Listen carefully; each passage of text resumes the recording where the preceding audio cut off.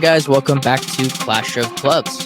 I'm Dylan. They just got punched in the mouth. They didn't even know how to react. That is one Derby Diamond. I'm Mila. Do we want to do a little prediction? That was the last time they showed an initiative to go get a fucking player. City is still alive here. Balotelli, Aguero. I'm Grant. They're talking a lot about you 15. How will you respond 15? We downgraded from Peppa. Do you know how absurd that is? Ladies and gentlemen, it's match day. What's going on, guys? Welcome back to Clash of Clubs. This is episode 68. We're going to have a shit sandwich episode where we talk about Chelsea, then we have some good with United, and then it'll be more shit with City. I get to be happy. I was telling Grant this weekend that I don't remember the last pod where I was the only happy one. Like, it's usually been either somebody is not happy, but usually I don't get to be the happy one. So I get this is too many podcasts in a row where I'm just not upset. Let's get this moving, Dylan. Yeah. Something bad is going to happen at some point. Short podcast today. Yeah. Well, this I got somewhere to be.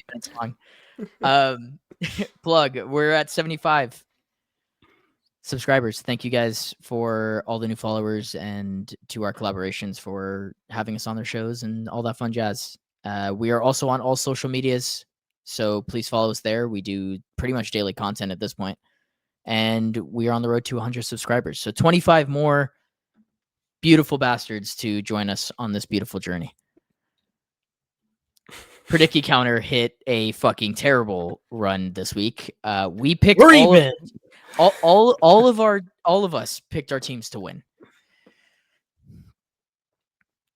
except for Grant. I keep picking United to lose. I may have messed up this graphic.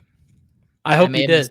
I'll pull up the Jarvis. Let's pull these up. I think that you're not supposed to be at 5, Grant. I think I may have given Mila yours because you picked United to lose. I did. Won. Correct. Mila picked United to win. I think you're supposed to be at 4. So I got all 3 horrifically wrong. Yes. Shit. But we all struck. I had 2. We had 2 strikes, Mila. You and me. Tough week for the Predicky counter. Let's just move on. I think I took a draw. I did not draw. Close. Yeah. So you struck out completely. I'm the only one who didn't strike out, but it's pretty fucking close. No, I took a draw for the Chelsea game. I took a win. Okay. So then you didn't strike out either. Just Grant. Come on. All right, Grant. You're looking dapper. Is it because of the professional performance that we were expecting from Sunderland? Of course not. Just kind of bored. But in terms of my 5 things, I did talk about him last week about Pedro Neto, saying you got a job to do today, really this whole season for us, and we kind of saw the results of that, in my opinion, in that game on Saturday. He does come away with an assist. Garnacho does come away with his first goal, well taken, but I just think the play throughout the game was very non-threatening from both flanks. But Neto in particular, again, I spoke on it last week. It's not really his fault. It's kind of what our sporting directors did to this team. But that's our number 1 winger, right? That's the guy we got to rely on. The other 3 are brand new to the league. And this is what's going to happen. It'd be really nice to ease Estevao into the team. But I think a lot of fans are starting to get impatient from that standpoint. I did set you up, Pedro, but we just need more. And kind of following into my second point, low blocks are still an issue. Facundo's a big proponent of that. That's really the last thing a team needs to be able to develop in order to compete at the top, be able to beat these teams that are going to come here with a plan and stick to it. It was spoken about a lot when he first came in, but João Pedro being one of those guys who can really help us unlock a low defense, especially in that pocket. We saw Guiu start, so he was in that preferred position. And he still wasn't up to the level. I don't think he was particularly good, and he's someone that we do need to be good, especially with Cole Palmer not being available. So we're going to need more there. I do think some guys are, whether they're not 100%, they're carrying an injury, they're playing too much, they're not up to the races, and we're starting to see that. So really tough scenes there. Third thing, Achampong was fantastic in that game. It's a complete shame that he was pulled out of the game. Hopefully it was I can't say hopefully it was justified. I don't know how it could have been justified other than a knock. But yeah, I thought he was absolutely fantastic in that game. Swept up a lot. Really, in my opinion, held Chalobah's hand. You saw that in build up. They had to switch him to the left. He's much more comfortable on that weaker side, being able to carry the ball as well. And a lot of transitions he was able to stop with his athleticism and just natural defensive instincts. We really haven't seen that as much. He hasn't been called upon in that aspect. It's been a lot more of the work on the ball, but I thought he was fantastic. So I really do think we need to. Maybe it's just the state of our defense, but I think he already has kind of cemented his spot in terms of the center backs on the team sheet. And I'm honestly leaning towards Hato being next to him. I know it's two teenagers, but we'll get into it a little later. I really don't care at this point. Fourth thing we learned, I'm not going to go too much into it, but Caicedo was definitely a human being. He was sloppy, gave away the ball multiple times. I heap praises on him every game. He was not to the standard. I don't even think he had a bad game, but there's a very high standard for this guy. He's an unbelievable player, and he wasn't at it today, and I think that was a big part of it too, just in build-up. Usually he's so secure, always makes the right pass, and multiple times just dangerous giveaways from him. No doubt he'll turn it around, but I feel like I had to bring that up. And then fifth and final thing is our experience in the team is what killed us. It's something that's been harped on a lot with this team, and I'm been a proponent of it, honestly, that we need this experience in the team. But I think people have a misconception where experience is equivalent to the age of a player. It was our two oldest guys. I can't believe I avoided bringing it up until my last point, but that defending in extra time for their winning goal, that is some of the most shambolic defending I've ever seen. Good ball in over the top. Tosin's just holding his guy up. I do think he maybe could have done more to get there. Maybe Josh is able to get there with his speed, but he's holding him up, and then the other center back just stands there for over 5 seconds. I could not believe what I was seeing, but then I thought back, and Mila, I'm sure you remember this goal. We were at the Etihad last year. Long ball into Holland. He holds it up. Foden just makes a run right off of him. Easy goal. That's the second time I've seen Chalobah do something like that. Just gets frozen in the middle of a game, and it's unfortunate. I really do like him, but if he continues to play every week, these are the mistakes we're going to see. He's a solid player, but there are limitations, and they are being exposed. Again, if we want to point fingers, it's to the guys upstairs that built the team. He should not be relied upon to be playing week in, week out. And we're paying the price for it. It's still really early in the season, but these types of things need to turn around. You just can't sit around and hope they get better. So hopefully we see something addressed in the defense. Hopefully we continue to see Josh play. Maybe Fofana can get a run of games together where he's fit. But we got to do something about this is kind of where I stand. Which is fair. And this is going to be an episode of shit sandwiches. So we're going to stop the Chelsea talk here because I do want to talk about Sunderland. I think that they're absolutely deserving of this conversation because to be fourth as a newly promoted side, we talked about them at the beginning of the summer in the window that they had, but none of us expected this. None of us. So, Mila, what are you seeing from Sunderland? You came up with this title of "Don't Sleep on Sunderland." What are you seeing from them that's making them this productive? I think it starts with the defense. Honestly, they did really good work in their scouting. They know exactly what they wanted to bring in. I saw a recent story on their scouting of Mukiele, and they identified exactly what the profile of center back they wanted to bring in, and then when that's our guy, they went and got their guy. Some of these top 6 teams don't know how to operate like that, so it's really refreshing to see a team that comes up from the championship, especially with all this talk that the gap is too big. There's no way for these championship teams to do proper business. Yeah, they might have a little money to spend, but reasonably, like they built that team leading up to the Premier League and then decided to splash the cash. I think they're just really well built all around, and things that Grant was talking about in his 5 things learned, like the experience. Experience doesn't necessarily translate to talent, and experience doesn't translate to IQ. It just means that you've played and you've been around the block, so there's little things that you should know. I think they have that experience as well, on top of someone that is a leader and is like a proper example of what that experience can bring to a team in Granit Xhaka. He's the ticker. And then on top of that, they can get a goal or two if they need it. They're not necessarily one of the scariest teams to defend against, but they're capable of drawing one out and getting these wins that not many people, I'm sure, we're seeing coming. Yeah, they can hurt you. There's one player that I want to highlight because he's been so impressive to me, and he's the last person of this group of guys where I was like, that's the guy. And it's Daniel Ballard, or I don't know how to pronounce it exactly. The center back. Ballard, sure. He has been phenomenal all year, and it's been from the jump. Really and good. he got hurt, which is partially the only reason that Sunderland has dropped points this season. He's been that good, and it's not just in the normal promotion side center back ways. Like, he was dicing up Chelsea's midfield with some line breaking passes from the back. I was so impressed from start to finish with his performance. He's a threat off set pieces, and he's a real leader for him. You can tell that they rally around him, and he's one of the only guys that's like starting where it's straight from that Sunderland side that has been pushing through the ranks. I mean, 26 from Northern Ireland, like a guy, an unsung hero, and you need that if you're going to stay up as a promoted side. Is you need some of those guys that have got you there to continue to play that well. And I was so impressed. That's a big thing too.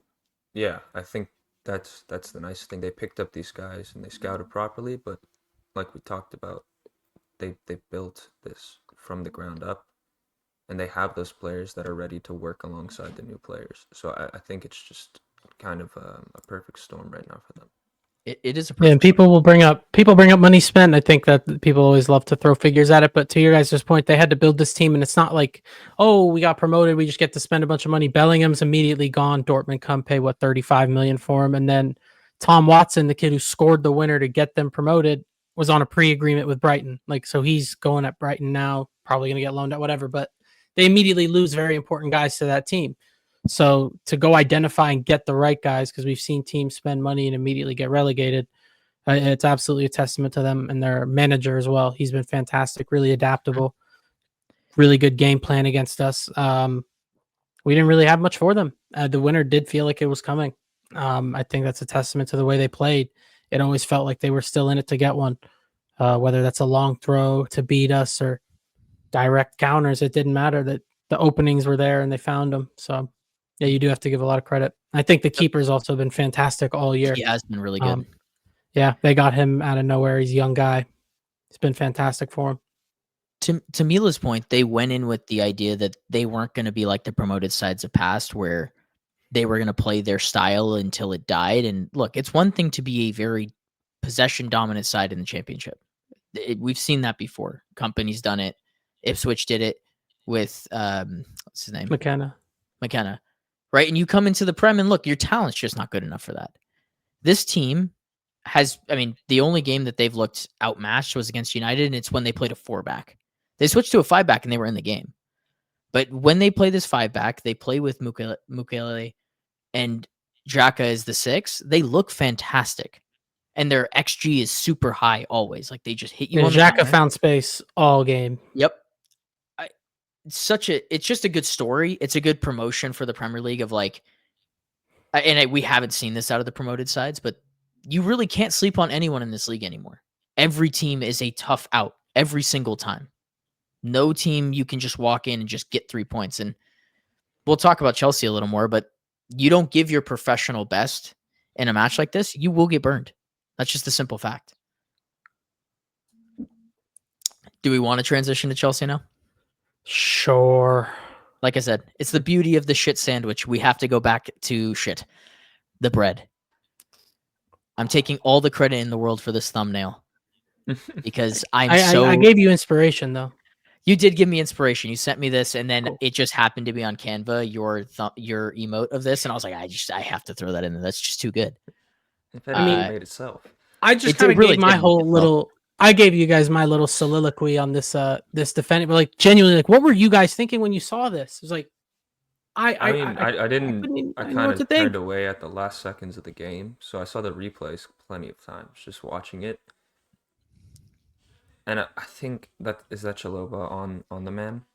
No, that's Tosin's on the man. Chalobah's Okay, watching. He's in the Tosin's Steph Curry doing chair. his job. He's making Yep. sure he doesn't turn. Chalobah's in no man's land.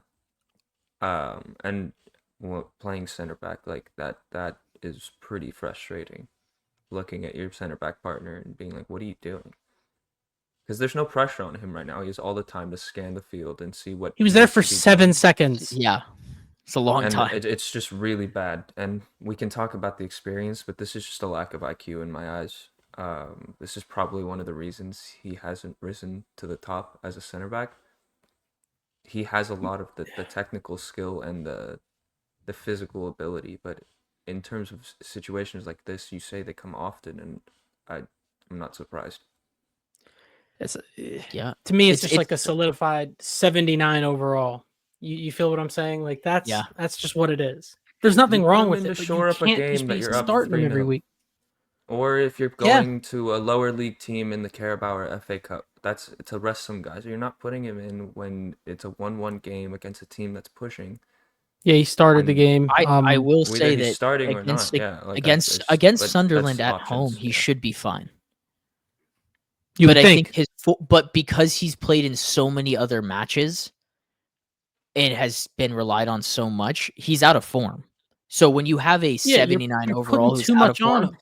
it's the wrong recipe. And to a certain extent, I think the blame gets directed at him, understandably so, because of what we see. But again, because of all the dynamics and how this ended up being the situation, I don't blame him for this. A year ago, we kicked him out of the team. Like we all remember that. And then begged for him back, and he said, no problem. And he did a job for us. We do not qualify for the Champions League without him, probably.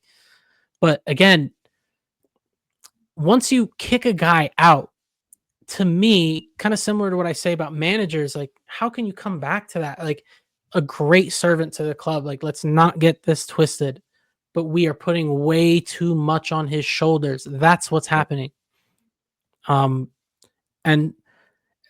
it might sound like I'm completely turning away from that exact point, but the teenager's got to start, bro. He is our best center back. I thought he was great. did he and come then an off attack because of injury? Nothing came out. So, like, I think the subs were pretty poor the whole game. When we talk about the experience portion of this, right? I think that comes down to everything that we've had concerns about with Chelsea over the last 2 years. Like Maresca making a center back sub, which a lot of people get on Amorim for making, right? Like when you make a sub at a center back position, you are openly throwing somebody into the fire. Tosin got thrown into the fire and had to adjust to a game that was not suited for him because Tosin's not a good counter-attacking center back. He's awful in one-on-ones. But also the game as a whole, like maturity-wise, the only person that did their job correctly in that situation was Reece James. Caicedo was out of position. Santos was a million miles out of the play as a center mid. For a striker to have the ball for 6 seconds in your box at home is unacceptable. That is unacceptable on comical play. So many levels. I don't care if you're chasing a winner. And I didn't make a sound for like. How does that? How I couldn't believe it. I was like, oh my god, he still got the ball. How does he still have the ball here? And then for a free runner, like there wasn't a single winger, there wasn't anybody who tracked back to get the one open man, and Reece James was the only person in the right spot. And that shows you the experience because Reece James has been in these spots before, but everybody else hasn't. And look, we were all super high on Chelsea going into this year, but I think that experienced teams do well at home. Chelsea are now 2-1-2 at home in the Prem. Red card tax. Don't sell your stocks just yet, boys. This is not over. But yes, it's not looking good right now. Good teams. It's not looking good also, right now. good teams don't get red cards at home. That's the issue. Is like if you're going to be an experienced squad, but this is why I wore the suit, Dylan. I got to defend my guys. No, that's why I wore the suit. There's absolutely. This is just a concern that I have now with Chelsea because you guys are way better than that. Too. I have the concern too. My sort of copium is that there is an extremely high level of talent here, in my opinion. And you made a good analogy earlier about cream rising to the top. I think we're going to get a lot of that. Pause. But there's just so much talent in this squad. And again, when we talk about experience, it does get forgotten that Moises Caicedo's a year older, right? Enzo Fernandez is getting a year older. These guys who we rate are continuing to get older and developing and gaining this experience, right? Like Caicedo's playing his first Champions League games. Okay. Like we're going to grow a lot. And I am confident that, again, we got the lap coming back, hopefully midweek, maybe making an appearance. Palmer, get well soon. We do not need to be rushing him back, but we do miss him. But I do think at the end of the day, the talent will get us to where we need to be to continue. But it's definitely concerning. It's definitely concerning considering these guys aren't back yet. They're going to have to get back into fit. They're going to have to get back to full fitness. They're not going to be at their best right away. Yeah, we're asking a lot of guys that we haven't seen much from to do a job. We're asking like Hatto. I think he's fantastic. We've heard a lot about him, but again, he's new to the league. We haven't seen it yet. Yep. I want to see it. And I have optimism from that standpoint. But again, I saw someone tweet it where it's like, yeah, Garnacho and Gittins are not bad players, but you got to give them a year, right? Because they're new, they're young. That year we're giving them puts us a year behind the competition that we think we're ready to compete with. So that alone, the squad building is telling you, relax. That's what they've done. That's what the squad says. So you got to take it at face value. I still think the team can absolutely put together a cup run. There's a lot of talent here, but on a game-by-game basis, this is when you see the holes start to appear. So something needs to be addressed, but full faith because we got Tottenham. Yeah, you do have Tottenham next, and we'll get into that at the very end because you guys love a game against Tottenham. But are we good to jump off of Chelsea and into the positive part of our show shit sandwich? Fine. Fine. I get to be happy 3 weeks in a row. That's hasn't happened since we started. Get the tomatoes, Mila. Yeah. Man. Mila watched my 5 things on the YouTube. It's going to be a little different because I saw a stat that changed my mind about something, so I had to readjust. So bear with me. Mila, you get to actually hear something different than me regurgitating what we saw on socials. But starting at 1, I'm going with Brian Mbeumo. I think that he is the best right winger in the league. And I'm not scared to say it anymore. Nice. People were trying to argue with me on socials about him in my power rankings. Dude, the guy's just, he's a match winner. I think he can be the catalyst for United to just be a consistent goal scoring threat. I don't think there's any right winger in the league that does that. And Salah's taken a step down, and I just think he's that good. I think he's that good. My second point is Cunha. Finally off the mark. I think we've all talked about his impact, and we'll get into that a little later. But for him to finally get his goal is a confidence thing, and he's such a confidence player that he could probably rip off a stretch of games now where it's very scary for people that are playing United. Like if you have those two guys clicking together, it can be really life-changing as a United fan. That's what it feels like. It feels life-changing. But more on top of just what he does for United, he is a fan of United. He's been very clear about that. He loves playing for the club, and his talent level is unreal. Unreal. And my third one, which is the stat that I saw that I had to change, it's Uncle Casemiro. United, in the games that he's played, have conceded 3 goals. In the games that he hasn't played or when he's been off the pitch, 16. United are a really good side with Casemiro and Bruno together. They are a really bad side when it's Bruno and anybody else or any other 2 midfield pairing. And for a guy that was literally written off 2 years ago or a year and a half ago, said leave the football, like he's our most important midfielder. That's crazy. And we are genuinely a very good side when Casemiro plays. The game went to shit when he left the match. And it's like, I made the analogy on socials of like, can you get the 94 Corolla to January before you get that bonus check for Christmas? That's what United are doing. Like, can that 94 Camaro or the 94 Camry get you to Christmas, and then you can go get the supercar to fill that spot, and then you can work with that together. You can commute with the Camry, and you can have the luxury car at the weekend. So shout out Uncle Cass. And then 4th, I have Bruno Fernandes' 300th appearance. I am the ultimate Bruno Fernandes propaganda machine. The dummy on the 4th goal is absurd. His talent level is absurd. He is the best. I love Bruno Fernandes. Enough said. He didn't get me fantasy points for that dummy, Dylan. So He we're not should going to have. appreciate that on this side. I am the commissioner. I can go back and retroactively give him the assist. How does that sound? What do you want? What do you want out of that? A key non-pass? Yeah. Grant Bonus won by points. like 70. I don't even know why it matters. Point goal difference. Yeah. Oh, fair enough. Fair enough. That might matter at the end. And then my 5th point: 4 in a row at home. Old Trafford is becoming a fortress again. We have the best fans in the league at home. I don't think that's really much of a question. People can say Anfield. I really don't believe it anymore. The way that they've treated their players and the opponents' players this season, racist bunch of lots. And I don't care about bad apples. Like, that's not something that ever goes away with them. But also 3 in a row for Amorim. Shit, got 2 in a row. Might as well just go get that guy's hair fucking cut, right? Like, we're close enough. we're close enough. Anyways, I talked about both of these players, but I want to do it separately and pose the question to you guys. So we've talked about Cunha, and we'll start with him. And his impact has been very good. But what have you guys seen over the last stretch of matches to really bury home the point of Cunha is actually a very good player, and it's different than the other guys that were going 007 or 00 whatever?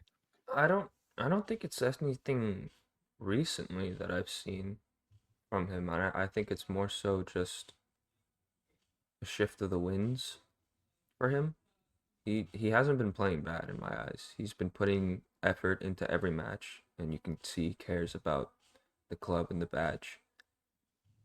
What more can you ask for? And once the goals start pouring in, they start pouring in. It hasn't looked like he's been shanking shots. Some of them get saved, some of them are unlucky, and then everyone makes the occasional mistake. But it hasn't been oh, this guy's out of form, which is why he's not converting. And I think it's pretty telling that as United find a little bit of form, so does he in the stats area. Because United have kind of been there all season. They've had some performances where we've just been horrified. But then there's plenty of times that we've said, wow, if they played 10% better, they'd probably win that game. And I think that's coming to show right now. The faith in Amorim, clearly there. It's impressive that he has kept the locker room after all the shit storm from the media, from your own fans, from rival fans. It's impressive. And I know we've touched on it plenty of times, but I think he is a culture setter there. And if this is the culture that he's instilled in the trajectory it's going in, I think it's only good for you guys. Yeah. Look, it's not going to be sunshines and rainbows the whole season. It's 3 in a row. We just haven't done that in a long time. And that's why I'm giddy about it. There will be rough patches again. I'm 100% sure of it. Right? We literally have AFCON where we're going to lose Mbumo and Mazraoui and Ahmed in like 2 months, and it'll probably go to shit. But United have to build off of something, and it's these types of players. So, Grant, what have you seen from Cunha that you've been impressed with? Yeah, I think the real allegations, right, when we talk about like the 007 bullshit, but the real things that I maybe would have second thoughts were the big fish, small pond allegations, right? Like where he's been at bigger clubs, it didn't work out for whatever reasons, and when he's gone to the lower level teams, like respectively a Wolves, that's where you'll really see him at his best. And I think that's really what we were seeing at the beginning of the season, right? Because maybe I'm just remembering it incorrectly, but there were games where it was really good in one half, not so good in another, whether it was first half, second half, but like not putting together the full performance, but you're seeing the quality. We're like, oh, okay, I see what he's trying to do. Also playing multiple positions to start off. So again, I mean, we saw the goals, definitely quality. You're just really high level stuff. Like you're not too surprised seeing that from a player like him. So I never really had concerns, to Mila's point, the lack of goal contributions, that stuff comes. So we'll probably see more from him on that front. Yeah, he's a maverick. I don't know. I haven't seen a player at United in a long time that gets me off my seat. We now have a couple of those guys where I'm like, this guy is unbelievable. But they use this reference in the NBA a lot, but he puts players in the sidecar a lot where it's like He drives forward, he gets the defender behind him, and then they're at his mercy. Like either he's gone, he makes the 1-2, or he gets fouled. And it's just an IQ play for him at that point. It just depends on the situation.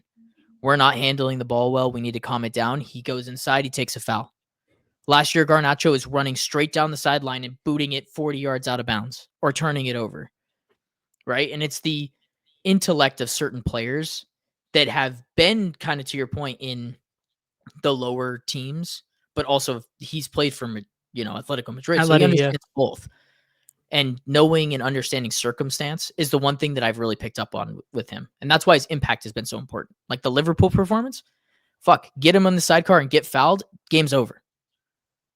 And he's also just a shithouser. I just love him. He's so much fun to watch. United haven't had a bastard in so long up front.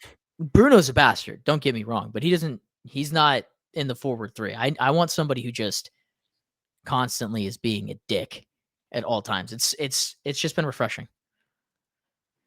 Now, the opposite character to that is Bryan Mbeumo, the silent killer, silent assassin. This dude just doesn't say anything, just goes out automatic 7 or 8 every single time. I think I'm going to say it now and place my stock in him being the signing of the summer, because I think he's the best right winger in the league. I think he's going to maybe make the case for in the world. It's just tough when you don't play European.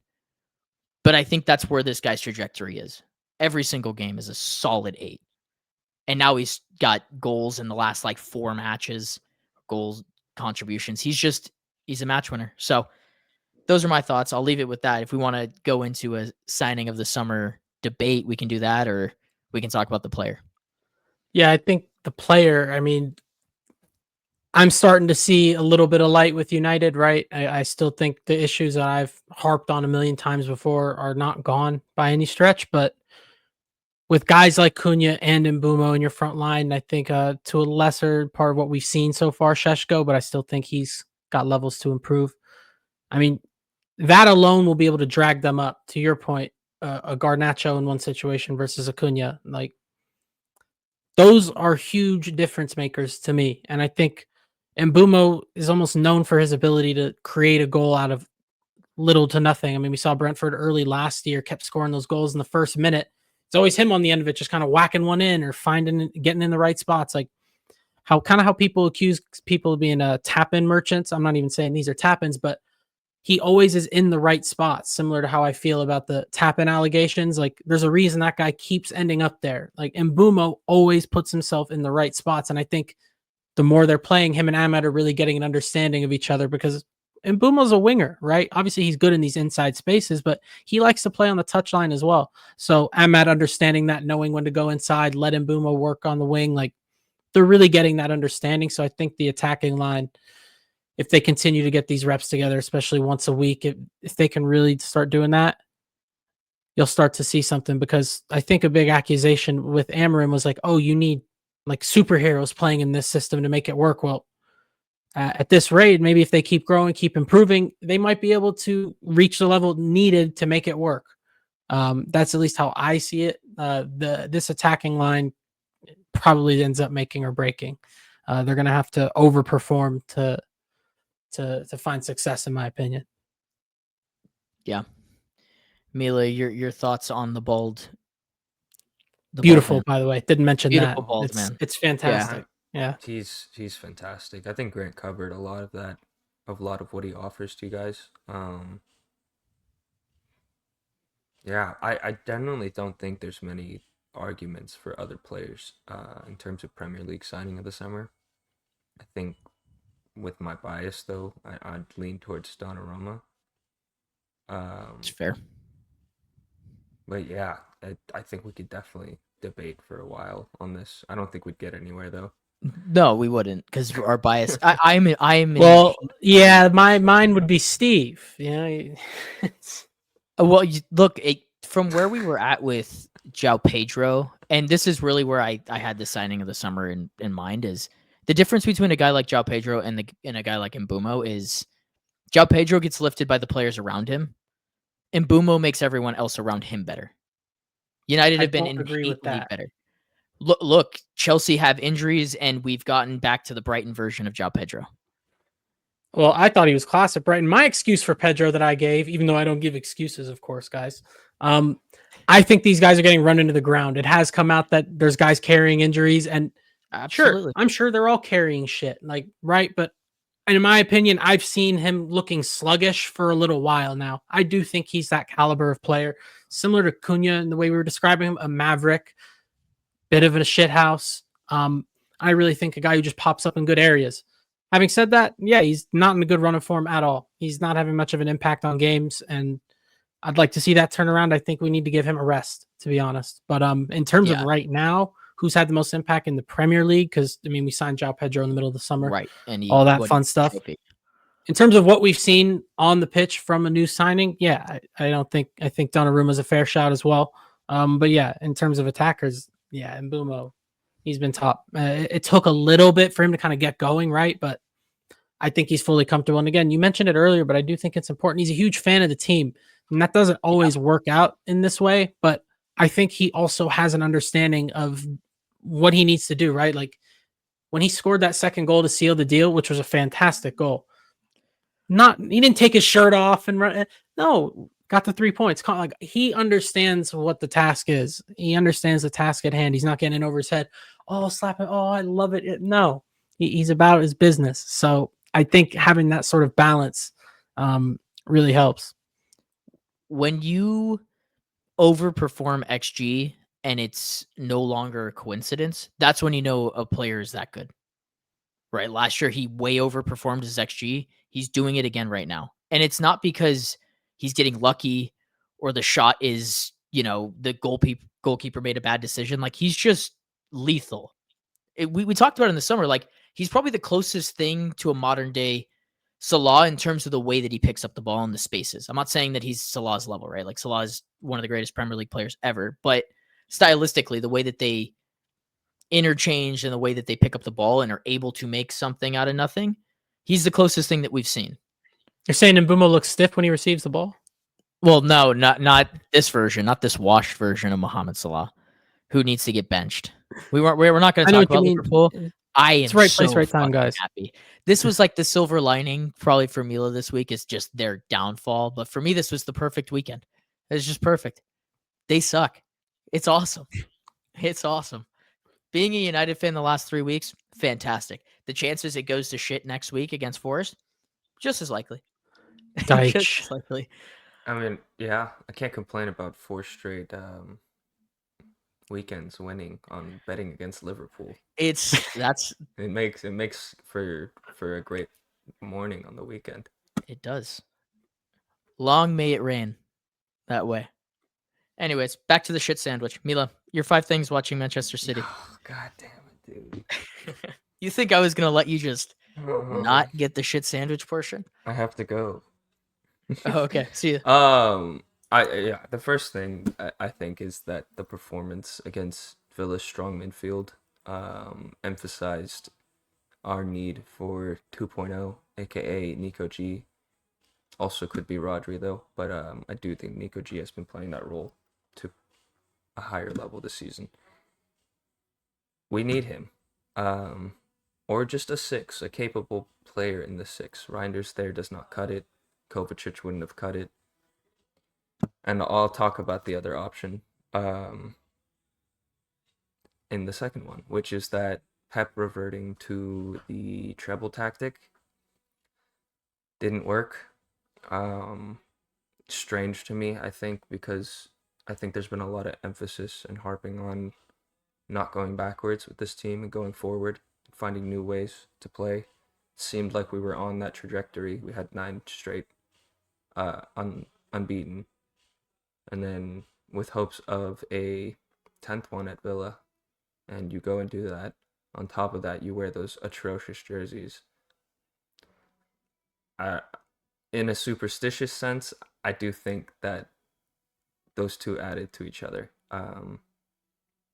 But in just a tactical sense, I don't understand the decision to play that midfield, to have Reinders play in the 6. John Stones could have fully stepped into that midfield. and offered a little bit of physicality and understanding the position. Instead, you play someone that is still trying to figure out the league. It's taking a bit longer than we would like. And then you put him in a position that he's played only a few times this season. And you throw Bernardo and Foden next to him. I don't think it's anything against any of those players. I just think the way we tactically set up in this game was poor. You take Nico O'Reilly out the squad. You put Gvardiol at the left back. Gvardiol's been probably our best center back this season. There was a lot of things wrong with it. I'll save that chat because I'm sure the three of us will talk about it after. Third one breaks my heart, but I just have to say it how I see it, and it's that Bob is not improving. I feel like he's had time to recover from this injury to get back into a better match sharpness, especially with how much he's being trusted by Pep. And there's just not any improvement at the moment. We've seen pieces of what he can do, but he needs to be able to put together a full game if he wants to, one, lock down that position, and then two, lock down a place in the squad, because the market's open. And I know for a fact that we have interest in Elise. Nothing's really pushing us away from that type of profile right now. Whether it be him or Savio, who is my fourth thing. We probably should have taken the money for Savio. I've seen people saying that it might be a Soriano thing, trying to prove that City Football Group players can make it, and that there's an incentive to go to these clubs. He's not cutting it though. So either we want to say that as a coping mechanism, or just look at the reality of it is he's not really producing anything for us. And on top of that, with all the drama in the summer, it's not panning out, and we missed out on 70 million for it. I think if that wasn't the case, if it was a 30 million, 40 million offer, then there's room for, okay, we'll just leave it, we'll see what happens. But at this moment, in hindsight, we definitely should have taken that money. And the fifth thing, I think we talked about it plenty, but Cherky needs to find a place in the squad. It might be just protecting him because he had a weird injury, but every time he comes onto the pitch, he instantly connects with the likes of Haaland and Foden, our two best players going forward. I think it speaks enough in the 5-10 minute cameos where he can come on and just be plugged into a game. No real adjustment. So for whatever reason, he hasn't been starting. It might just be coming back from the injury, but I think he should be injected into the team immediately. Yeah, I think that was a really good summary of the game. And I want to start with that first point of, like, did Pep overthink it? I mean, the answer is, I think, yes, from all of us. Me and Grant were doing a live watch along for Barca versus Real. So if you want to see us get confused at VAR decision stuff, check that out. But Grant, the question's posed to you. Did Pep overthink it? And if he did, why? Yeah. In simple terms, yeah. It's a tactic that brought them to the promised land, but I think I mentioned it pretty early. Nunes being the right center back in possession, that's not something he's very comfortable doing. He's a midfield player who is now a right back, but that is not what he does when he plays that position. So I think that was a big difference. I don't know if Kusanov's fully fit yet. I think maybe if he's there, it's different. But even still, I think the big issue was Stones and Nunes when they lost the ball, when to press. Like, they don't have that understanding because to Mila's point, they haven't done this before. This group of players haven't played like this before. Only a few of them really know what they're supposed to be doing. So there's a disconnect there. To Mila's point, it does feel like, obviously not long term, but you went backwards in this game. And yeah, it didn't make sense to me. I am a little surprised. Obviously, we didn't watch the second half, but I did think they'd be able to get something out of the game still. Yeah, I mean, what did you what did you think from that sense, Mila? Like, what happened in the second half? When did they go away from the old setup? Did they go away from it? I mean, it starts the second that you put a 6 into the game, I think is the best way to look at it. Yeah. And let me When check. That was at the 61. 61st minute. Yeah. Yeah. Yeah, You Reinders also doesn't do that go- job. You No, go and you you make play a good John point. Too much. Stones. John Stones goes out. You change back to the old formation or the new formation in the 61st minute, and then we pick up the pace from there. Cherokee comes in the 76th. He has a good little 15-minute cameo, 20-minute cameo. It's too late, I think, though. At that point, I think a halftime substitution sets the right message to the players, saying you guys were not good enough in the first half. We're gonna fix that. And he decides to wait the 15 minutes for whatever reason. If it's the case that Nico Gonzalez couldn't play the full game, play a full half, then that's fine. But like I talked about, John Stones has played that role before. He understands Like it. starting as a 6. Yeah, start as the 6. Yeah. Try it out. He's physically better than all the options that we had out there, outside of Nico G coming off the bench. Yeah, Reinders isn't then- a physical player by any Can't do means. that. No. He's very quick and he's smart nimble. in terms of dribbling forward, and he Premier has a League little bit of 6. strength. Not winning the ball, and not in those, not against Onana and the likes of No. these other guys. Kamara, in there that Onana, it's Kamara ridiculous. midfield. Super Yeah. physical. Even McGinn, That's a long when he day. shifts in there, like he's very physical. So it's I don't get it. When you have such an understanding of the Premier League, I don't understand how this is the lineup that you choose to put out. Aston Villa at home So confusing. is a difficult And Villa, obviously, to play. did Not much even just change in the for second general. half? Did they have much going forward still? Like, was there much of a threat there? Because they get their goal off a set piece of worldy from Matty Cash. But like, Gosh. what I mean, was we was had there even a majority threat? of In the the second? possession, majority of the momentum. I think in the second half they have like a 5-minute spurt, and that's about it. The rest of us pushing the entire time. They just lock up the goal, and it's good. We had 18 shots. I just don't get it. We watched the City team all of last year fall into the same trap. Look, it's not rocket science if you're going up against a midfield of McGinn, Kamara, Onana, and Rogers to play a combative physical midfield. And that's City have gone away from what he went to here. It just doesn't make any sense.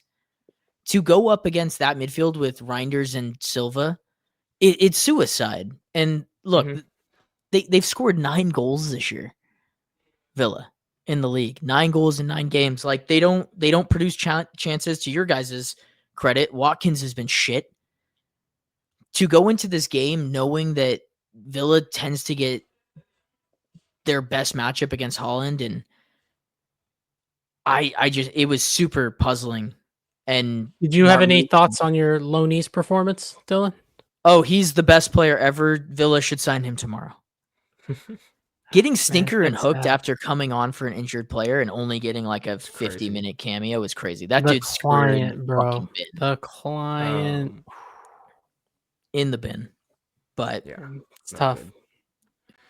I think with that, because I want to talk about them because I think it's part of the reason that Pep is starting to overthink things a little bit. It has to do with the wingers. You touched on it with Bob.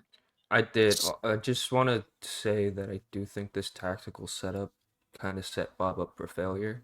If you have a Yeah. Mateus Nunes overlapping for you, it makes your job a lot easier. He's very talented going forward, and he's super technical and great form attacking. So to isolate Bob, who's not in the best of form, against a good team in the Premier League, a physical team, it's puzzling.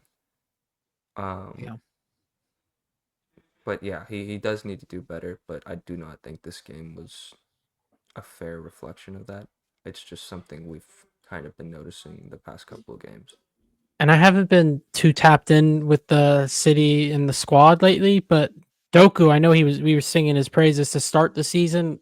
I feel like he hasn't been playing at all. Was there a knock? What's going on there? I think it's just tactics and Pep overthinking things, honestly. Did he start to dip before getting benched? Like, 'cause I feel like he was. No, he can't play multiple games in a week. the way he plays, the way his body is, like Pep's harped on it plenty of times. He can't do it. Like muscle injuries. Yeah, his Those hamstring's fast gonna twitch fall off the bone. motions. Yeah, that makes sense. Interesting. But I do think I was expecting to see him in this game, and it ended up being Savio. So again, tactically, what are we doing?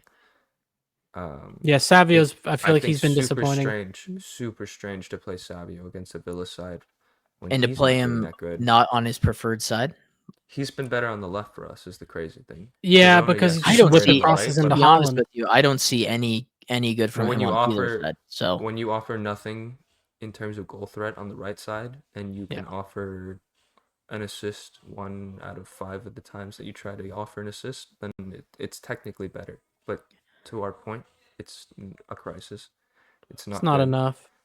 Doku should be enough. He should be able to play, but he's not going to be able to play every game, which is perfect. We have Marmoush to do that. I think the left wing should be locked up. It should be decided. Ryan Cherky should be on the right wing. Yep. And then we get someone more experienced with maybe a little higher floor to be that starter, and then work Cherky in over time and let him become this worldy of a player that I think he's going to be, but don't rush it with him. And in January, if we're not going to go for Elise in the summer, then we should be absolutely looking for a right wing option. Yeah, I think Elise is going to be a tough deal to pull off. Obviously, we'll agree to disagree, right? Like we've had this conversation before, but he's playing really well at Bayern. I don't think that's something we can look at as kind of like, oh yeah, that'll solve. But I do think you bring up a good point. Like the left wing is Doku and Marmoush, right? Those are two completely different players, but with what Man City do, again, the way they're setting up, it doesn't have to be the touchline guys. I think that could be the solution where you end up having a Foden on the right wing or a Cherky on the right wing, but in reality, they're more of that inside forward, right? I think that might be a solution. It's all about platforming your guys, and Pep knows what his players are capable of, at least I think. So I think that might be one of the solutions where you end up kind of going back to almost more of a sense of control, right? Instead of the unknown with kind of these 1v1 machines. So I think maybe that's a thought in terms of what they end up doing. Yeah, that Marmoush injury couldn't have come at a worse time, because we're sitting here with looking at City and saying this is the same winger on both sides of the pitch every week, right? Like Savino, Bob, and Doku all do the same things really well. And I all watch them all roll over shots straight at the keeper. Every single week, there is a glaring chance one-on-one at the goal, and they roll it over straight into the keeper's chest. And City's second highest goal scorer this season is own goal. It's Estevao or whatever. Yeah. He's got 2 goals. Everybody else has fucking 1. And then it's Holland with 11. And so when Holland isn't scoring, like the numbers are right there. Like you win all the games Holland scores a goal in, or you get a result in all the games Holland scores in. But the ones that he's not, you're not scoring goals. And it's just coming down to not having enough finishers on the field. And to your point, Cherky and Marmoush are 2 really special talents in that regard. Like maybe not so much Cherky, but I think that he's a wizard on the ball, similar to the way that we talked about Cunha, where like he'll find himself in spots, and I trust him to bury a chance more than I do the other. He just needs a chance, I think. With him, it hasn't been his play. His play has actually surprised me a lot for someone that's young and hasn't had prime experience. He's been fantastic. He just hasn't really gotten the minutes yet. And he looks physically. I cannot believe how good physically he looks. Like I know that's a Pep thing to come in but it's not just that he lost 4 pounds. Like he looks physically stronger. Because I don't think it was an unhealthy weight cut. Is my point. I think he cut the weight like a with muscle. intention. Yeah, and he's going to be better off for it. To touch on what you guys were talking about on Marmoush, he looked really good coming into this game. He almost had the assist where Holland broke his penis. Yeah. I think it's just working. So am I starting him this week? With him. Yeah, probably. And in terms of the winger crisis, just an emphasis on all of this. Foden had 7 key passes in the game. Yep, and no goals. In a game that we have a 1-0 loss to Aston Villa. I thought he looked good. I was seeing tweets. Fantastic. I was seeing tweets insinuating he was negative. No, it is fun to pile on players. I get why people like to do it, but yeah, I thought he looked really good. 7 and even if it, you had a even if it's not, fine. even if it's not him at his best, I mean, we know what he's capable of. He's going to continue to get better throughout the season, in my opinion. I think I've seen enough at least to be pretty convinced that he'll end up having a good year again. He'll be back towards his best. Mhm. Yeah, he's the least of my And, concerns in yeah. the City squad. In terms of people just shitting on him, I really could not give a shit if it's rival players or rival fans. But when it's our own fans saying, "Oh, everyone was shit today, Foden was shit today," what the fuck are you watching? The guy was fluid. His touches opened up the space for us. They created chances for us. Just a one simple touch that he's known to do, that opening of the hips to see the field. He made 4 or 5 chances just from that. So to any of our fans that are saying that he was a problem against Brighton, I do want you to get your eyes checked and watch closer, because that is not the case. I do think the winger crisis should be exclaimed, like Dylan put in the thumbnail. It's You starting could to get become a problem. Sterling back. That's like the Kent Right wing Bazemore Sterling tweets. would probably cook for us, but he wouldn't score a goal. He'd just give 14 assists to Holland on the season. Let's talk. No, I think he burned those bridges. Yeah, he definitely did. All right, let's finish it positively with City, because look, it's one game, and to your point, like, this guy's been incredible. To your point last week, you guys lost the game that he didn't start in, so I can't sit here. You win this round, Mila. Can you bring up the? Actually, let me see if I can bring it up. You bring it up, but the question is Nico G your guys' most important player? With Rodri being injured, and it's this constant like knee swelling thing. This is what happens when you have ACL injuries. Like, he's not going to be a full-time starter all year. With the lack of goals, you guys are going to have to be super compact defensively, and there's nobody else that can do that job. I think that the argument of, is he your most important player? Obviously, it's Holland. Like, let's not get twisted. It's Holland. That's what I was going to say. That. But if there was a second player where I look at it and I go, that player changes the whole way that the structure works, it's Nico G, which is crazy. First name on the team sheet is what you're saying. Because Holland's an alien, as we've spoken about before. Holland's already built into the team sheet. It's like, yeah, exactly. It's printed on there, and then it's like a statue. Yeah, that weighs like 50 tons. Like, so we're talking about regardless of him. Yeah, like because we wouldn't be able to have a conversation of who's City's most important player. Like, no shit. I think he just is the full package. And we saw signs of it last year, but it wasn't put together. It wasn't a well packaged package. All the goods were flying all over the place, and it wasn't packaged package. Yes. It wasn't tidy, and I think it is getting tidy. And just keep saying it. Pep says he's a good learner. Pep's a good teacher. Those tend to be a very good mix. So I do think he's going to continue to grow week in, week out. And on top of that, he's super physical. That's huge in the Premier League. And the La Masia base helps with the technical, tight spaces, the dribbling. He can do it all. And in terms of the Rodri comparisons, he's doing it way earlier than Rodri did it at the same age. So I think that's where a lot of my optimism comes in.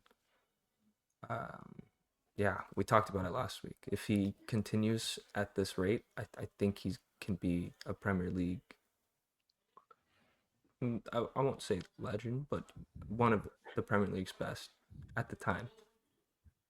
I'm starting to see the vision. Again, I think we kind of jumped at it just because of, like you said, the names that we saw. It was me, like that was just kind of my reaction, at least. But we immediately saw the hole in the team early on. I mean, they completely switched the way they played because they don't have anyone who can match what he gives the team right now. Again, like you said about Rodri, Dylan, people have a misconception with an ACL injury that it's just your knee. Your entire leg shrinks. You can't move or do anything with your leg. You have to. That I can't even imagine the process to try and get back to competing at the level Rodri was playing at. So that is a tough thing to overcome. So it's hard to rely on him to be available and that guy for probably large parts of the season. So in terms of importance and who can kind of replicate that, yeah, you can't in their current squad. I think one of you said it earlier, like Kovacic isn't doing that job. No. Kovacic can do a job, but now you have to mask other things. If you put him in there, he'll be able to do things that Rodri was able to do for the team when he was at his best, right? He's not going to be a Ballon d'Or candidate. That's not what Mila's trying to say. But Not yet. I think his lack of him not being in the lineup, that showed, oh, maybe Mila was right. And I think just a little more credit to him. He's playing out of position, and we're talking about him like this. This is That's not true. his position. He said it multiple times. He prefers to be a more attacking player, the 8, the ticker. Unlucky, he's buddy. doing that taking job at the 6, which I think is even more impressive. He's doing what is asked of him by the coach, by the club, by his teammates, and he's still finding a way to look like one of the best, if not the best players on the pitch. Totally forgot he was La Masia, bro. I honestly totally forgot that. And his dad's City core, dude. He just has everything. So is Pep. You know what I mean? Like Twitter. he can get to speak to him on that level. Hey, you understand what I'm Mhm. trying to say here. You understand what I want you to do because they have the In same terms- footballing education. In terms of what Pep wants out of a 6, Rodri is pretty close to the perfect thing, and I think the only thing that Pep would want more out of someone is for them to be Nico G. That I don't think that has High anything praise. to do with his talent necessarily, but more so just the type of footballer and the upbringing, the knowledge of the game. He's Pep core. He's built to be a Pep player, I think, and it's great that we got him. I'm sure you can find a video of me being a little harsh on him, maybe last season. Oh yeah. But I do know that all 3 of us were questioning why he wasn't playing at a certain time. And I think it's one of those things where Pep is protective of the guys that he likes. And he knew that this guy is going to be a game changer in the future. So he said, wait your turn, and your turn will come. And now is that time. Yeah, my only concern with him is health, right? Like being asked to do the job that he's being asked to do in the Premier League is a physical taxing toll, especially when you're doing it in the Champions League midweek. And like we've talked about, like he's your guys' most important player. So maybe, I mean, he took a knock midweek. Like there could have been some overthinking in regards with Pep and just keeping him healthy. Because if he takes a big injury, knocks. The thing is, but he's pretty sturdy from what I've seen. He got his face bashed in this game. Right, and his nose continued was playing. bleeding. Yeah, He didn't want to go out. His face was covered in blood. And it was he pretty like, gross. I don't want to go out. And then he was upset that he had to change his jersey. So Yeah. just that warrior mindset is another thing that is an intangible in this league that Absolutely. has kind of been slipping from a lot of players. And I love seeing it back, especially it's someone that's going to run the middle of the park for me. Everything that you were saying there, I agree with. I just think now that we talked about Pep a little bit, it may just be him protecting the player from himself, and that's the coach's job to a certain. Always has been. Yeah. Pep is notorious for doing this. He's talked Yeah, he about is. it, and he literally talked about it with fucking O'Reilly last season when he broke through the scene. He went, "Oh, maybe I should be playing these young guys a little more. Maybe I should trust them and not protect them." So I think that's where we've seen that a bit with Nico G. These guys that have that background tend to be the guys that he relies on. Nico O'Reilly's come through our system. He knows how to play, how Pep wants him to play. Nico G, like we were talking about, La Masia, dad's trained, coached at City. He knows how we want to play. Cherokee doesn't have that background, and I think that's where a lot of the question marks come in. But to be fair to him, he's proven it on the pitch when he gets those chances. So I do think that time will come. It's just a little bit of a different scenario for him. Fair. Alrighty, to wrap up the episode, we are going to preview Chelsea versus Spurs as soon as I get this Nico G photo out. There we go. But before we actually do this, for the predicky counter, let's do City and United predictions, and then we'll do this game. Let's start with United. I think that's the earliest game. United. I think we're gonna beat Forest 3-1. Where are you guys playing at? It's at Forest. Mm. I just don't rate No, Forest. no. Yeah, fuck yeah, no. that sounds about right. Sean Dyche Need that. masterclass. 1-0 United. 1-0 United. And then who does City play? City are playing. I just looked at it. How could I forget already? We're playing Bournemouth at home. Ooh, that's a really good game. At home. At home, though. Bournemouth in second. No Enes Unal to scare me. Oh, good point. Cruyff has been fantastic for them, Mila. Cruyff, the guy Yeah, up it's top, been really good. Oh, The kid, Krupi? the 19-year-old. bagging. Yeah, Semenyo. it's okay. I'm not worried about it. Our defense, despite losing last week, was pretty good. It took a wonder goal. Yeah, and I think that's the case most of the time. So I'll go 2-0 City. I'm going 2-2. Fuck, that's what I wanted to do. You can do it. No, I got to be different. I'm going to take City 2-1, I think, because I don't want Arsenal to continue to get points off the people around them that are going to be in competition. City 2-1 just to keep up the race. I guess I could have taken Bournemouth there, huh? For the same reasons. Yeah, you could. Because they're second. But whatever. Biggest match of the weekend. London derby. White versus blue. Chelsea versus Spurs. Two teams coming. Spurs won 3-0 against Everton. And Chelsea are coming off the loss against Sunderland. Do we know where this is at? Yeah, it is at Tottenham Hotspur Stadium. Tottenham Hotspur Stadium. Chicken Ball. Lane. No, I was thinking about it. 3-point just Chicken Ball lane, Stadium. son. Difficult matchup. I'm not overly impressed with Spurs. I'm just not. I think that there was the new manager hype, but the way that they play, and it's very Who's Arsenal. guilty of hyping their new manager, Dylan? Not me. No. I just look, and I wish that we had Nick to kind of talk about it. I don't watch Spurs at all because I find their game plans to be boring. They're very similar to Arsenal right now in the I follow Invert the Wing, so I get all my Tottenham updates there. So I feel like I have a pretty good understanding what's going on over there. Go ahead. Nah, I mean, they did adjust last game, so they played Jed Spence high and wide and then tucked in Xavi, who was left wing, but then it was him and Kudus in the middle, essentially, with Brendan Johnson on the right.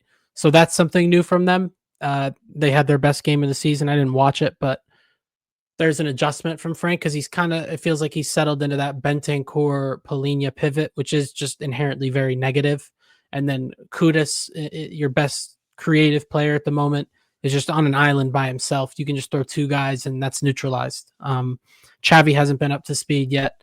I feel like it's a different guy up top every week. Kolo Muani, Tell, Richarlison, I feel like, has been the best performing out of all of them. I know Solanke's hurt, but Kulusevski might be back. He is really good. Yeah, I'm not too sure what we're going to see, but in attack, I feel like they're just not firing. That's really what it comes down to. I feel like that's what Frank's kind of reverted to is, okay, I know I can put together a good defense. I can put Bentancur and Polina in front of my back four and we'll be sound defensively. I'll figure out the attack. That's kind of how I see it with them. So it's not going to be a low block, which is what I know. So that gives me kind of the optimism. And then again, Are you sure? we talked about it a lot over the weekend on different topics, but history, you know what I'm saying? Like that gives me a lot of confidence. It's just, we usually end up coming good out of this fixture. So I don't think I have any reason to doubt that changing. Really strange because I also was on the opinion of Spurs don't score goals and they're not very good at scoring goals. They are tied for first in goals per match. Yeah, I know. They're also second. I'm pretty sure we're up there too.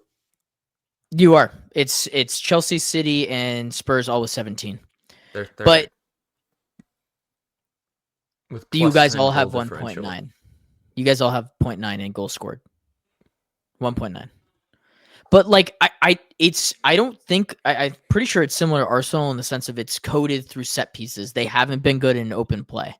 That's what we're watching. Right. And it's Yeah.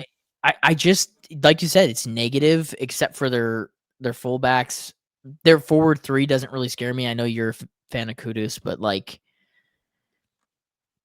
these are the games where he hasn't been great, right? Like throughout his career. I hope so. Yeah, I'm not going to defend him this week, Dylan. Don't try and No, bait me into I that. think the thing with Tottenham is, in terms of your comparison to Arsenal, is that we expect more from the Arsenal forwards or sure. attacking players, whereas I don't really have expectations for Tottenham's attacking players. I don't really rate many of, if any of them.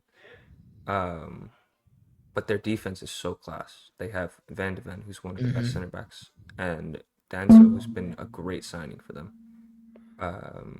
Horo's hit or miss, but this Jed Spence revival is pretty important to them. Yep. So if you can lock up the shop and make do with what you have, and that's going to give you a plus 10 goal differential in third place, then I say do it. I'm just wondering if it's maybe the case with what we were talking about United earlier, where the goals just aren't coming in right now, and that there will be a switch of a turn of a flip of the It's a switch. lot of new attackers. It is a Mhm. lot of new attackers, but I think you also make a good point there. Like this is just okay. We can defend really well, and we got to figure out the attack. So to be in third in this sort of let's figure it out stage, you take that every time. I feel like we've seen a lot of frustrations. I know they had a horrific showing in the Champions League. Vicario was just played on his head, 0-0. But yeah, I just feel like it's not very inspiring in that final It might third, right? not So be, he's looking but for that's what's new happening right now, yeah. solutions, trying to put guys in different spots. But I think hopefully Kulusevski's not back for our game. Get rest up, make sure you're healthy, son. But yeah, a guy like that I think can really make a difference in this team, especially with not knowing who's going to be your 9 every week. I think that's another thing. Like Tell, Solanke, Richarlison, that's Kolomuani.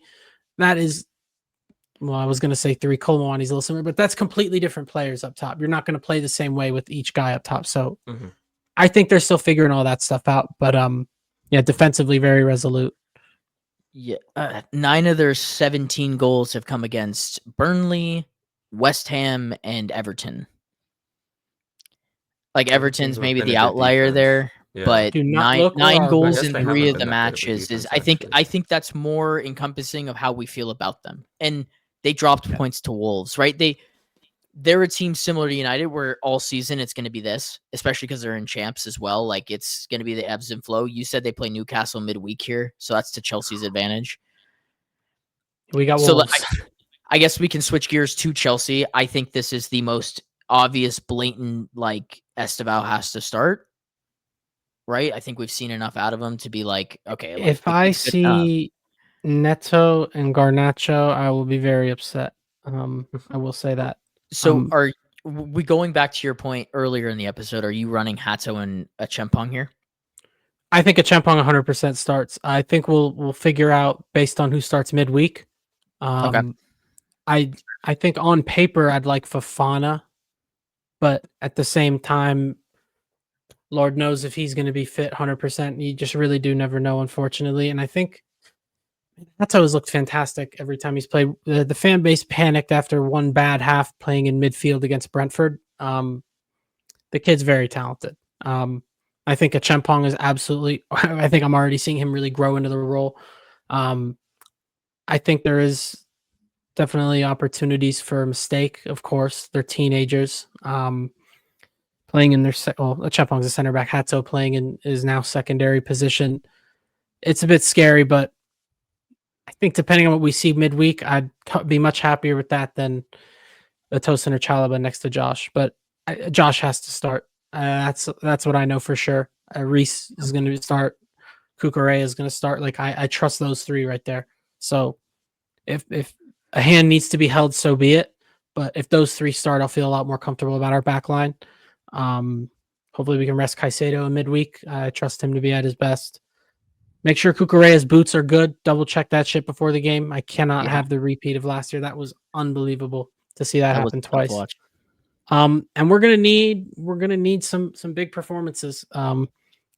Again with João Pedro's kind of form currently, I don't know if I can expect that from him. Neto Garnacho not so much as well. Gittins, I'd like to see him play more, but To your point, Dylan, it's Steve, bro. It's already Steve. I think he's exceeded my expectations in terms of how quickly he'd look like quality. I think with an 18-year-old attacker from Brazil, okay, I'll have this grace period. I'm already starting. That's gone for me already. I don't think he was particularly great in his cameo against Sunderland, but if that's a bad cameo, sign me up because I've seen so much worse in recent times. Yeah. He's a difference maker. He's intelligent. There's just quality oozing from him. If he starts midweek, I don't know if he starts on the weekend. I think Maresca's taken that from Pep. He's trying to protect a lot of guys. So I also don't think we see Delap start either against Tottenham. It'll probably be João Pedro. Okay. We'll probably get Tenzo, if I'm honest. It's going to be Lavia, Caicedo, Enzo. I can see that happening. I hate that. But yeah, I'm gonna need to see some Steve, bro. It's gonna have to happen. I need that. If it was me, the perfect thing that I would like to see is Delap get 15 minutes midweek and then him start at the weekend. Okay, we'll see. Yeah. And if you can get him that, right? And even if Delap is not at the races at the weekend, 60 minutes or 50 minutes or whatever, if it's a half of him battling between Danso and Van de Ven is better than throwing João Pedro to the Wolves and having him do that because he's already proven this nothing season performance. When you put him against big center back, it's just not his game.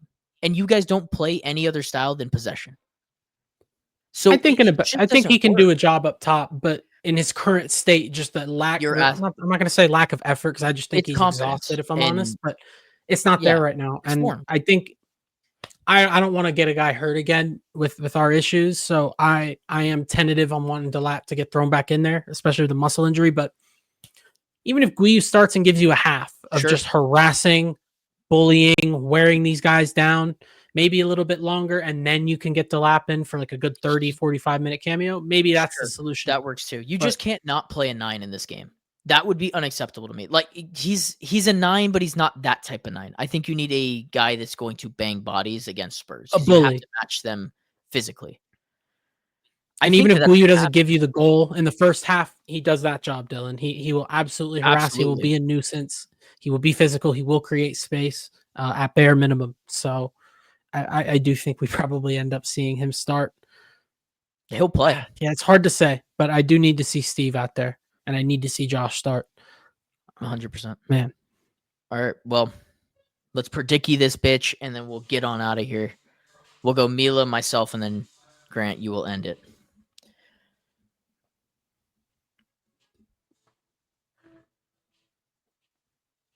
Who won? Tottenham.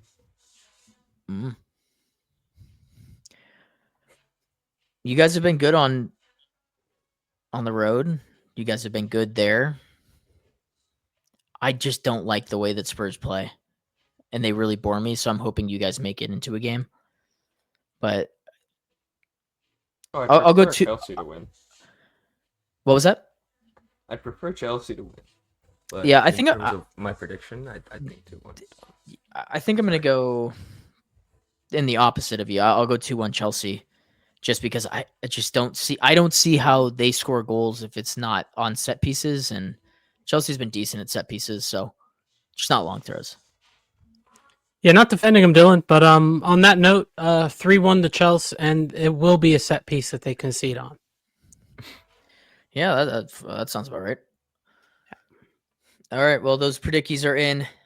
That'll wrap up our show. A longer one, hour 18, but we are just professional podcasters, so suck it. A lot of good stuff from us coming out all the time, so please hit the like, the share, and the subscribe button. But that's Mila. That's Grant. I'm below them. I'm Dylan. Thank you guys for listening and watching to Clash of Clubs. This has been episode 68, and we will see you guys in the next one. Words for him. Different gravy. Glorious goal! Wreathed in red. We're really seeing the most extraordinary finish here. On this day of days, has he delivered? Just magnificent! Potentially life-changing!